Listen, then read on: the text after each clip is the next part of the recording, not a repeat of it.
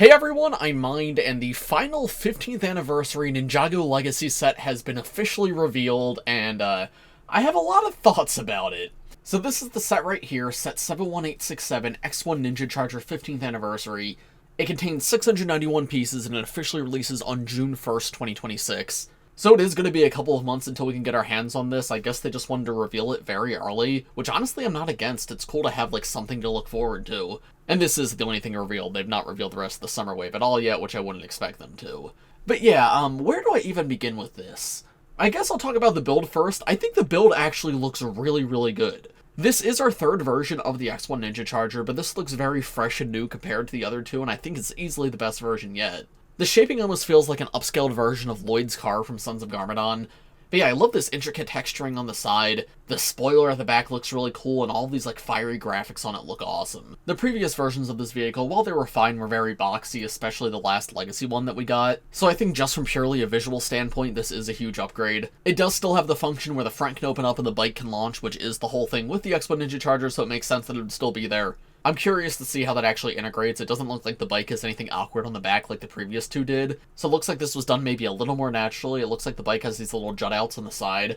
So I assume that's how it sort of locks in, right? It follows a track inside the car. That's pretty cool. It's fully enclosed now as well, which the previous two weren't. So yeah, I'll be fully honest, this looks really good. It's easily the best version of this vehicle. But then that's where we get to one of the things that confuses me about this set. Why are we getting this? In my opinion, the X-1 Ninja Charger is not one of the most iconic Ninjago vehicles of all time. It only really appeared in one episode of the show, technically two, but the second one's a bit of a weird appearance. And I mean, like, it's a kind of fun episode. But Ninjago's 15th anniversary, we only got 5 main wave legacy sets, and they're about celebrating all of Ninjago's history. And I think the other 4 were all really good picks. The blacksmith shop is an iconic thing from the very first season of the show that we never got physically from the show. The anniversary display was an awesome way to get minifigures and also depicted the monastery, which is very iconic. The Old Town was a brand new idea that brought in elements for every single era of the show, and then Lloyd's Titan Mech is a set that's never gotten a remake before. It was the first Titan Mech, but it's the Titan Mech that's a little out of date compared to the rest, so it's harkening back to a very iconic part of Ninjago's identity. It makes sense to have some sort of mech as a part of this lineup. But the X-1 Ninja Charger, I don't see how it really fits in, because we already had a remake of this vehicle for the 10th anniversary of Ninjago. And Ninjago's not a theme that does remakes all the time. There's plenty of sets that would be awesome to finally have remakes for the first time, but instead we're getting this car that only appeared in one episode really 2 times. Like, genuinely, I think you could ask me to name my top 100 legacy sets that I would want for Ninjago's 15th anniversary, and even in that top 100, I don't think the X-1 Ninja Charger would make the list. Because even though the set is done really well in its own right, when we only have 5 slots, I don't see why they did this. And it's not like the Titan Mech where it's like, oh, the older one feels a little bit dated, so we needed a newer version to fit in with the rest. Like, no, there is no Ninjago race car line that this is meant to represent. It's not a show accuracy thing, because the first one was most accurate to the show. And it's not even like, oh, it's been forever, so we should get it again, because we just got it 5 years ago. I did a video predicting what the final Legacy set might be, and in that video I suggested the Golden Dragon, and people were telling me, no, it can't be the Golden Dragon, because that's already been remade. But this set was remade way more recently than that one. And yeah, I can't help but feel like this is missed potential. If they wanted to do a vehicle, do like the Ultrasonic Raider. I know that's been done a few times now, but technically we only have 2 versions of the original Ultrasonic Raider, and the second one's not very good. In fact, it came out the same time as the last version of this, so if this could be remade, the Ultrasonic Raider could be remade again. If you wanted some sort of 4-wheeled vehicle, do Cole's Golden Weapon vehicle, because we didn't get that last time for Legacy. I think that's a lot more unique. Season 1's a lot more iconic than Rebooted, and it actually appears in multiple episodes too. And if you actually wanted to do something from Rebooted, do Zane's helicopter, because again, we didn't get that last time, and I think that is the most iconic vehicle from Rebooted. It was one of the main focus sets of the very first wave. The X-1 Ninja Charger, I mean, I like its musical theme in Ninjago. That's one of my favorite pieces of the Ninjago soundtrack is X-1 Joyride. And then yeah, let's talk about some other parts of this set. So number 1, the minifigures. I do want to mention the anniversary figure here, which is actually very, very good. It turns out we were right, it is Dusk, the Master of Shadow, and not Misako, which makes me so happy to see. This figure is so much cooler than a young Misako would have been, and they went all out with her. She's got exclusive leg printing and exclusive new face print. Unfortunately, her hairpiece is not 100% accurate to the show, but it's close enough that it works. It still absolutely feels like her. She's got a double-sided face as well, which looks really great. I cannot wait to get this one to complete the collection. But then the other 2 minifigures, yeah, there's only 2 others. One is just Legacy Kai, again. However, he doesn't have his armor piece, because I assume he wouldn't fit in the car with his armor piece, which is a little disappointing to see. And then our final new exclusive minifigure is a brand new Cryptor for some reason.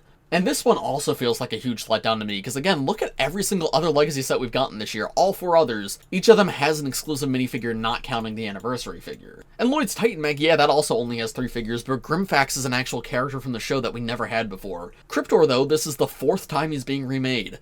He was in Rebooted, then Day of the Departed, then Legacy, and now we're getting him in Legacy again, and this is probably the worst version of him. He's got no leg printing, he still has the original Ninjago hood, which is fine, but then he's got the Tournament of Sources armor in black, which, sure, I guess, and then just sort of a generic Ninjago torso. And yeah, I mean, I guess it works to be Cryptor, but when we only have 5 Legacy sets this year, is Cryptor really where we want to spend the budget? You could have put a new white Pythor in this set, that would have been awesome. We haven't had Pythor in sets in a few years. Last time was Crystallized in 2022, so we're coming up on 4 years when the set releases. So I think it's about time for a new Pythor, and he was in this scene, that would have been awesome. Throw in a new Pixel too, I mean, I guess she's in Build a Minifigure, but her voice was in this scene. I don't know, only 3 minifigures here is really underwhelming, and that's where we're tying to the final thing that really seals the deal is, like, this set is disappointing to me. That's the price. Because for reference, this is the last Legacy version of the X-1 Ninjago. It came out 4 years ago.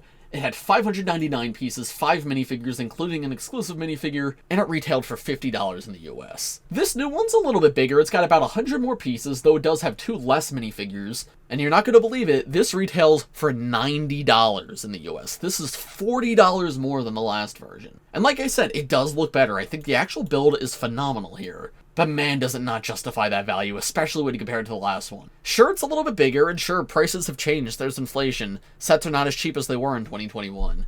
But even with all that considered, I don't see a world where this is worth more than $70, and even $70 would feel expensive. $90 is absolutely absurd, and this is not nearly cool enough to justify $90. So yeah, I don't know what was going on here. It's a shame, too, to end things out this way, because Legacy was really, really strong to start the year. And listen, the other 4 sets are still great, and the build here is really good. I won't take that away. The build is amazing. But man, when Legacy's only going to be 5 sets, taking up one of those slots for the X-1 Ninjago, which we just got, is so disappointing. I would have loved a Great Devourer. That would have been my dream set. But even a new Golden Dragon, right? Like, I don't need one. I have the previous 2. They're both good. But if that was the set that was revealed, I'd be like, okay, that's an iconic piece of Ninjago history. You could do something new and fun with it. You give us a Golden Lloyd, you give us a Dark Nia. But instead we have $90 X-1 Ninjago with a brand new Cryptor without leg printing. Oh, man, I don't know what to say about this. All I hope is that the January sets did really well and that we'll get more Legacy soon. Because if this is our final Legacy set and then we have to wait another 5 years until the 20th anniversary to get more, this is just going to be such a disappointing way to end it out. Anyway, I think that's about all I have to say for this video. This art's cool. It actually shows the scene from the show where it's like driving on the cliffside. I kind of like that.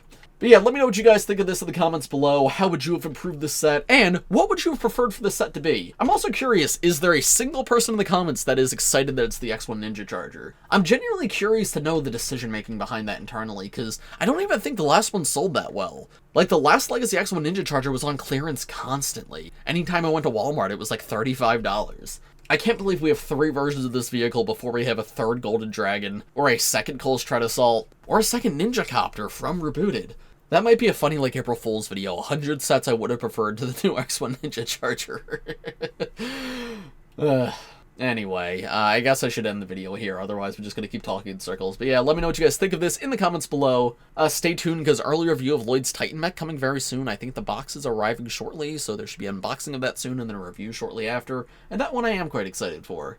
If you enjoyed this video, make sure to leave a like on it, subscribe to my channel if you're new, make sure to use code BRICKSBYMIND in the Fortnite item shop if you're going to buy anything. Oh, and go check out my LEGO Pokemon reviews, I've been doing those the past few days. Thanks for watching, everybody, and I will see you all in the next one. Bye!